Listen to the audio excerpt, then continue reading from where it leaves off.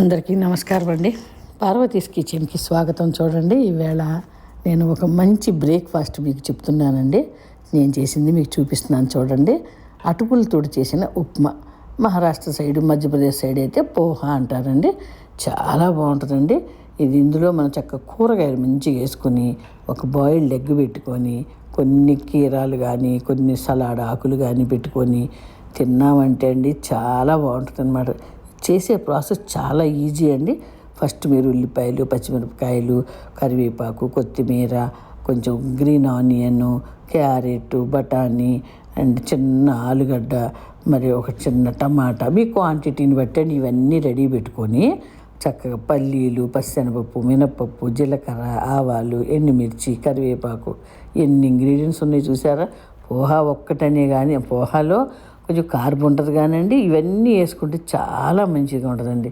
First కళాయిలో నూనె వేసి, ఆ నూనె వేడెక్కిన తర్వాత పల్లీలు, మినపప్పు, పచ్చెనపప్పు వేసి, తర్వాత ఆవాలు, జీలకర్ర వేసి, ఒక ఎండుమిర్చి వేసి, నా క్వాంటిటీ ప్రకారం నేను ఒక మిర్చి అన్నాను, మీరు ఎక్కువ చేస్తే 2-3 వేసుకోండి, కారం మీరు తినే దాన్ని బట్టి.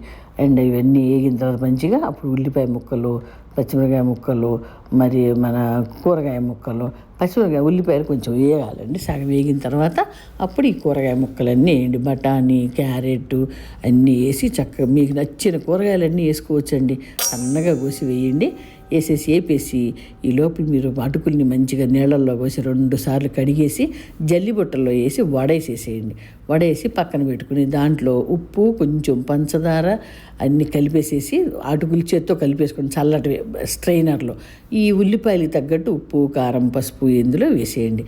వేసి చూసారు అన్ని కూరగాయలు ఎన్ని వేసాను వేసి సన్న మంట మీద మగ్గబెట్టుకోవాలండి. ఒక 10 నిమిషాల్లో పోహా అయిపోద్ది. లాస్ట్లో కొత్తిమీర వేసి దించేయటమే, అంతే. నేను చూసారండి నిమ్మకాయ ముక్క పిండాను.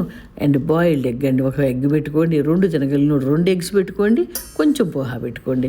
అందులో ఎగ్లో ప్రోటీన్ వచ్చేసింది, పోహాలో కార్బోహైడ్రేట్ వచ్చేసింది, కూరగాయల్లో ఫైబర్ వచ్చేసింది, నూనె 1 స్పూన్, లాస్ట్లో ఒక చిన్న స్పూన్ నెయ్యి వేసానండి, మనకి ఫ్యాట్ కూడా వచ్చేసింది. ఇంకేం కావాలి చెప్పండి. చాలా బాగుంటుందండి. ఇలా అందరూ చేసుకోండి.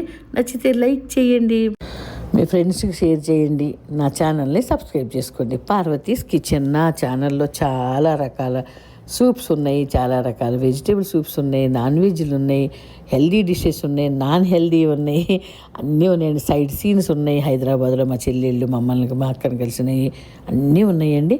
చక్కగా చూడండి. మీరందరూ కూడా హ్యాపీగా హెల్దీగా ఉండాలండి. బాయ్ బాయ్, నమస్తే.